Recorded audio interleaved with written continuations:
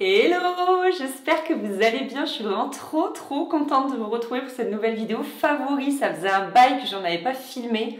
À vrai dire, je sais pas vraiment depuis quand, mais bon, je vous la fais courte, mais je pense que vous commencez à le savoir, entre les travaux, les enfants, tout ça. Bref, je me suis un peu retrouvée submergée, j'ai totalement perdu mon rythme de vidéo, de 2 vidéos par semaine. Je me demande même comment je faisais avant en fait pour tenir ce rythme-là, tellement aujourd'hui ça me paraît irréel, j'y arrive pas. Je peine encore, vous voyez, à trouver mon rythme, etc. Voilà, là on est fin février, je me sens encore un petit peu noyée dans l'hiver. On est encore en train de prendre nos marques dans la nouvelle maison, ça fait que 3 mois qu'on y vit. Enfin vous voyez, il y a plein de choses, même au niveau de mon rythme de course et tout. Enfin tout est un peu... On en est un peu à l'étape du peaufinage, vous voyez, où je suis en train de faire les derniers réglages et tout. Et j'espère qu'après, je pourrai reprendre une vraie routine, avoir même au niveau de mon travail et tout, parce que là, en ce moment, c'est souvent perturbé. Donc voilà, mais sachez qu'on va reprendre un vrai rythme et que les vidéos favoris vont de nouveau être régulières chaque mois sur YouTube. Pour mon plus grand plaisir, je suis vraiment trop contente, je vous le dis souvent, mais c'est les vidéos qui sont le moins regardées sur ma chaîne. Et pourtant, j'ai l'impression que c'est les vidéos où j'ai le plus de retours, le plus d'échanges avec vous. On sent que c'est vraiment les personnes qui regardent ce type de vidéos, c'est vraiment des gens qui ont à peu près les mêmes goûts que moi et qui ont un petit affect en plus. Enfin, du coup, c'est vraiment chouette. Moi, j'adore les tourner comme toujours. Et donc, on va commencer par parler de beauté. On va parler de beauté les gars, ça faisait combien de temps qu'on n'avait pas parlé beauté? En fait sur Instagram, à chaque fois que je partage des trucs, genre je parle et tout, et que j'ai du bleu sur mes yeux, j'ai plein de commentaires. Anaïs, c'est quoi ton crayon? Anaïs, c'est quoi ton eyeliner bleu, etc. Spoiler alerte, ce n'est pas un eyeliner, c'est un mascara. En fait, à Noël, j'ai eu l'extrême chance de recevoir un colis de la part d'Yves Saint Laurent. Il y avait un crayon noir, une palette et un mascara. Quand j'ai vu le mascara, j'ai fait... Enfin, c'est genre trop beau pour moi, merci beaucoup. Et quand je l'ai ouvert, j'ai vu qu'il était bleu. Très honnêtement, j'ai été hyper déçue. Donc, je l'ai rangé dans mes affaires et tout. Et au final, je l'ai ressorti début février. Et depuis, mais j'adore. En fait, suivant comment vous êtes habillé, là, typiquement, je suis en blanc, ou quand je suis en gris, ou quand je suis en noir. Des couleurs un peu... qu'on pourrait dire fade, vous voyez. Eh bien, je mets ce mascara. Donc, c'est le Lash Clash Mascara. Et en teinte, je ne sais pas si c'est la teinte numéro 4. C'est écrit beaucoup trop petit pour moi. Mais en tout cas, c'est le bleu. Je ne peux pas vous dire mieux. Et j'adore en fait. Donc, je mets toujours mon eyeliner qui est toujours le même, qui est le Epic Ink Liner de chez NYX. C'est le même depuis, je pense, 4-5 ans à peu près. Je le rachète tout le temps. Je l'aime beaucoup en fait. Il est soi-disant qu'il est, il est waterproof. Il n'est pas du tout difficile à démaquiller, je ne me suis pas acheté un démaquillant waterproof, mais c'est vrai que par contre il tient quand même bien et puis il est bien noir et tout. Et franchement je l'adore, mais je vous en ai déjà parlé je crois en favori par ici, donc trait d'eyeliner. Et ensuite mascara, c'est tout. Je ne mets que ça en make-up, là j'ai un petit peu de rouge à lèvres pour la vidéo, mais sinon c'est tout. Je mets que de l'eyeliner noir et du mascara, soit mascara noir, soit ici le bleu de chez Yves Saint Laurent. Et franchement je vous mettrai des petits encarts vidéo, mais ça rend trop bien, c'est trop beau. C'est trop beau. Le mascara bleu c'était à la mode, je sais pas... il y a 20 ans, un truc comme ça. Et là, ça revient et j'adore. Je trouve que vraiment... pourtant, moi, j'ai les yeux marrons. Vous voyez, ça fait pas écho à ma couleur de yeux qui pourrait être bleu ou un peu vert, etc. Pas du tout. Mais ça va bien quand même. Et ça donne un petit coup de peps. Et en tout cas, à chaque fois, vous le remarquez et ça vous plaît beaucoup. Et même mon chéri a remarqué et aime bien. Donc, voilà, je vous partage enfin... le nom de ce mascara, mais vraiment c'est top. Et en plus je pense que je vais aussi me l'acheter en noir parce que vraiment il est assez fourni en fait ce mascara. Je trouve qu'il y a beaucoup de produits et ça élance bien les cils, donc j'avais bien envie de le tester en noir et d'aller me l'acheter. Il coûte une 30aine d'euros, je crois que c'est ça. Et bon, pour un mascara, je trouve que de toute façon les bons mascaras sont de plus en plus chers. Moi, passé un moment j'aimais bien le Tarte et le Better Than Sex, et il me semble que c'était des mascaras à 20 euros, un truc comme ça. Donc bon, c'est un peu plus cher, mais voilà, j'ai bien envie de me l'acheter en noir. Côté bouquin, j'avais très envie de vous parler des 7 maris d'Evelyn Hugo de l'autrice Taylor Jenkins Reid. En fait, alors je vous ai déjà fait la revue sur TikTok, du coup ça me fait trop bizarre de reparler de ce livre, mais en fait je me suis découvert une passion pour TikTok et je fais des petites revues de bouquins, je fais aussi des unboxings et aussi des petites revues déco, et franchement je me régale. Si jamais vous avez envie d'aller voir, si vous avez un compte TikTok et que ça vous dit de m'y suivre, n'hésitez pas parce que je kiffe, bref, c'est voilà. Du coup j'ai déjà fait la revue de ce livre sur TikTok et Inception, j'avais acheté ce livre à cause de ce petit macaron.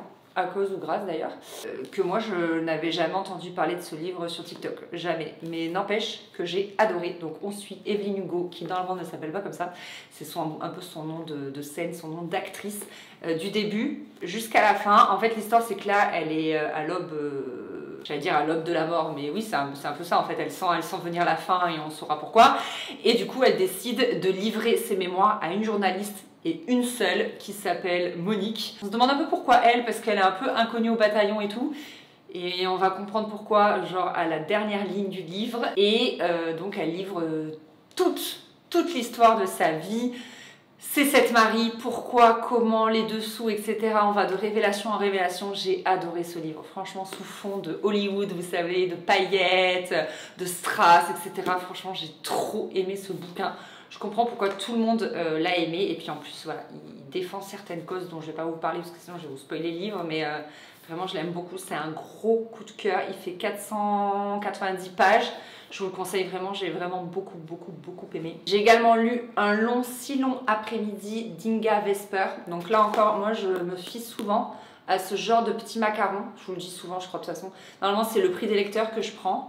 Voilà, prix du meilleur roman. Et je l'ai vraiment bien aimé. On est en Amérique dans les années 1950. Et rien qu'en le lisant, tu as l'impression d'y être, quoi, en fait. Vraiment, dans ce graphisme-là, le cliché de l'Amérique, vous voyez, avec la femme au foyer, la maison bien rangée, la femme de ménage, les haies, vous savez, coupées au millimètre. Enfin, vraiment, je trouve que ce roman, il a un truc graphique. Je sais pas comment dire, mais moi, j'étais dedans, j'étais plongée dedans, vous voyez.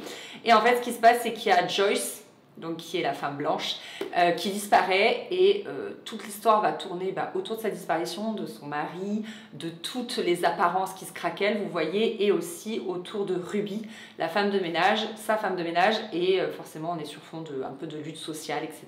Et vraiment, je l'ai bien aimé ce bouquin. Vraiment, il est un peu glaçant, enfin, je l'ai vraiment beaucoup aimé. Et en les prenant dans ma bibliothèque, je suis tombée sur ce livre et j'arrive pas à me rappeler si je vous en ai parlé. Genre vraiment, je ne sais pas. Donc si c'est le cas, je suis désolée, je radote grave. Et si je vous en ai pas parlé, ben tant mieux. Donc vous voyez, typiquement, prix des lecteurs. Et celui-ci, c'est ma copine Elsa, il me semble, qui me l'a offert pour mon anniversaire. Il est trop bien. Vraiment. En gros, il y a Sarah Leroy qui a 15 ans, qui disparaît. 20 ans plus tard, il y a une copine à elle qui revient dans leur village natal et qui va réouvrir l'enquête, etc. Et franchement, il est trop bien ce livre. Je sais pas comment vous dire. C'est vraiment, on suit 3 gamines, je crois, 3 ou 2. Je me souviens plus parce que je l'ai lu il y a un petit moment. Non, c'est 2 amies. C'est 2 amies en fait qui se lient d'amitié. C'est deux jeunes filles qui se lient d'amitié et après du coup on retombe dans leur enfance et après on les revoit adultes. Enfin franchement il est trop bien ce livre et j'ai adoré la fin. Vraiment il est génial, je vous le conseille vraiment. Je pense que j'ai pas trop, je sais pas trop raconter l'histoire, je n'ai pas trop donné envie. Mais j'arrive pas à mieux vous le résumer. Voilà, la disparition de Sarah Leroy, 15 ans, a bouleversé la petite bourgade de Bouville-sur-Mer et ému la France entière. Personne ne sait ce qui est arrivé. 20 ans plus tard, Fanny revient sur les lieux de ce drame qui a marqué sa jeunesse et c'est tout un passé qui ressurgit, car l'histoire de Sarah Leroy, c'est aussi un peu la sienne. Voilà, c'est un peu sous fond de natation et tout. Enfin, franchement, j'adorais ce livre. C'était un peu décousu ce que je vous ai raconté, mais vraiment, il est trop bien. Côté série sur Netflix, on a regardé La Diplomate avec la super actrice Kerry Russell. J'ai vraiment adoré cette série, beaucoup trop courte à mon goût. Par contre, elle est assez dense, vraiment, il parle vite dedans et c'est beaucoup de géopolitique, de politique, de tout ce que tu veux. Et des fois, quand t'as pas les connaissances, en tout cas comme moi, ça va un petit peu vite.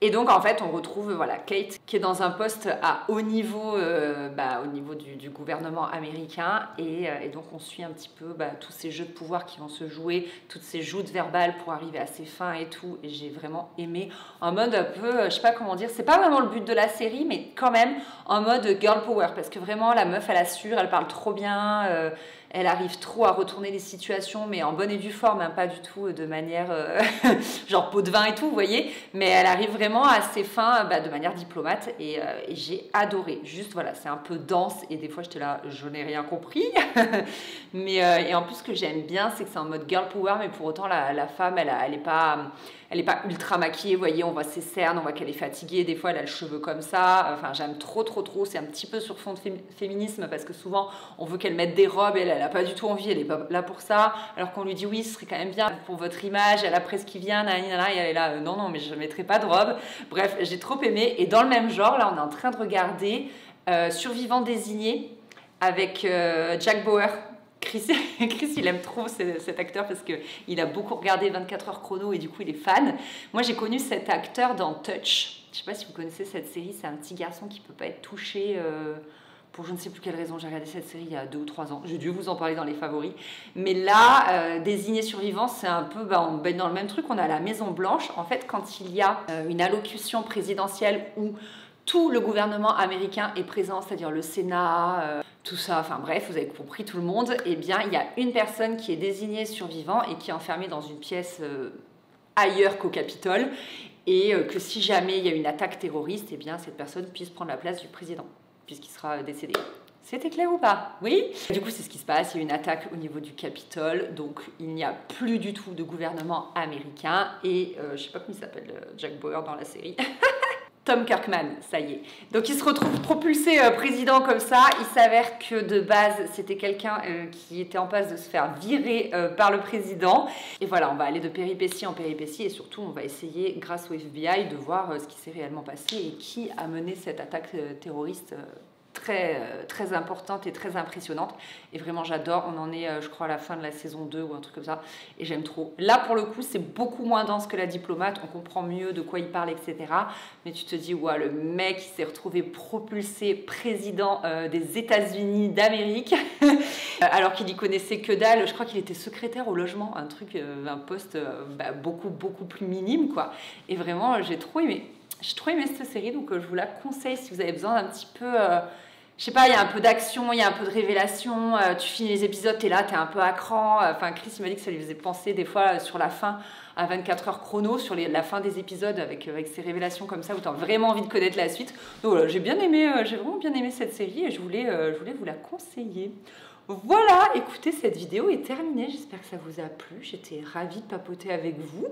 Et puis, je vous dis à très vite pour une prochaine. Et surtout, je vous fais des gros bisous. Prenez soin de vous. Salut!